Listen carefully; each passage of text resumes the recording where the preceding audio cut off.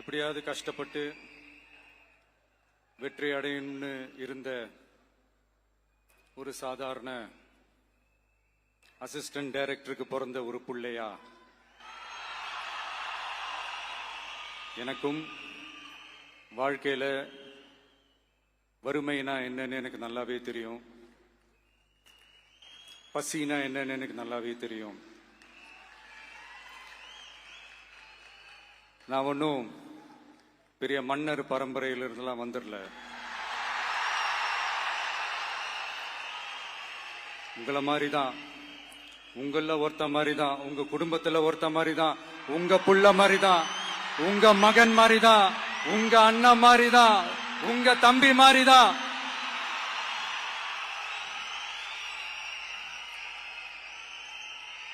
அப்படிதான் நான் உணர்றேன்.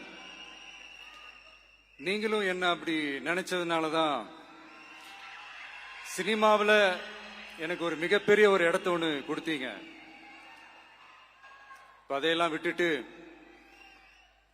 உங்களுக்காக நன்றி கடன் செலுத்துறதுக்காக அரசியலுக்கு வந்த உங்க விஜய, இந்த விஜய, நீ வா விஜய், நாங்களா இருக்கோம், பாத்துக்கிறோம். விஜய் தம்பி நீ வா, நாங்க இருக்கோம். விஜி தம்பி நீ வா, நாங்க இருக்கோம். அண்ணா நீ வாடா, நாங்களா இருக்கோம். நண்பா நீ வா நண்பா, நாங்களா இருக்கோம் சொல்லி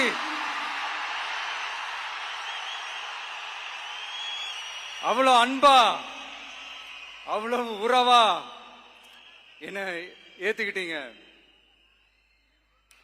இந்த நேரத்தில் இதை நான் சொல்லணும்.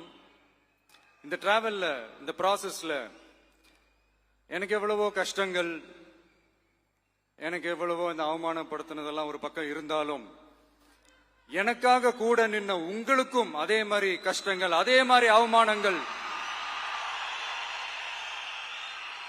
அதையெல்லாம் நீங்க பெருசா எடுத்துக்காம, அதையெல்லாம் நீங்க பொருட்டாவே எடுத்துக்காம, என்னோட வலிகளை, என்னோட வேதனைகளை உங்களோட தான் நினைச்சு என் கூடவே நின்னு இன்னைக்கு சி ஜோசப் விஜய் எனும் நான்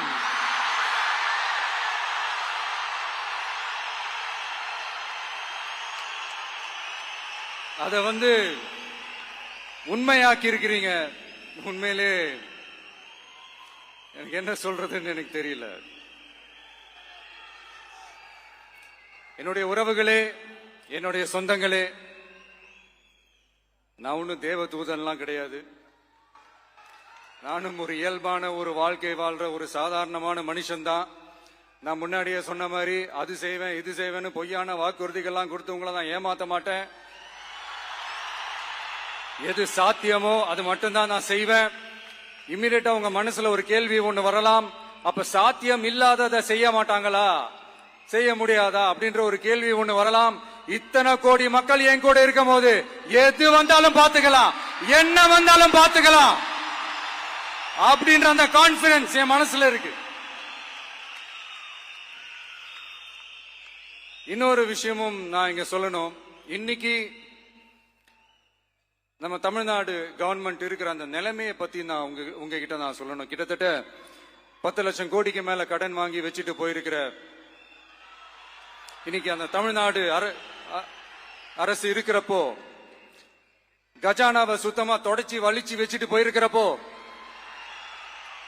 தூக்க முடியாத சுமையை ஏத்தி வச்சுட்டு போயிருக்கிறப்போ,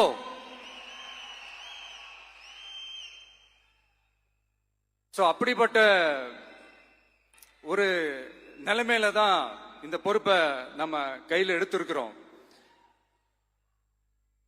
உடனே நீங்க நினைக்கலாம், என்னடா இவர் ஏதோ பொறி வச்சு பேசுறாரா அப்படின்ட்டு. அப்படிலாம் எதுவுமே கிடையாது. உள்ள போய் பார்த்தாதான் தெரியும் எது எந்த நிலைமையில இருக்குன்னு, என்ன இருக்கு என்ன இல்ல, எது எந்த நிலைமையில இருக்கு எது எந்த நிலைமையில இல்ல. அதையெல்லாம் பார்த்துட்டு உங்களுக்கு ஒரு வெள்ளை அறிக்கையா அதை வெளியிடணும்னு நான் நினைக்கிறேன். ஒரு டிரான்ஸ்பரண்டான ஒரு கவர்மெண்டா, அதாவது இன்னைக்கு நம்ம தமிழ்நாடு கவர்மெண்ட் இந்த நிலைமையில தான் இருக்கு அப்படின்றத உங்ககிட்ட சொல்லிட்டு I just want to take it forward from there. அதைத்தான் நான் முதல்ல செய்யணும்னு நினைக்கிறேன்.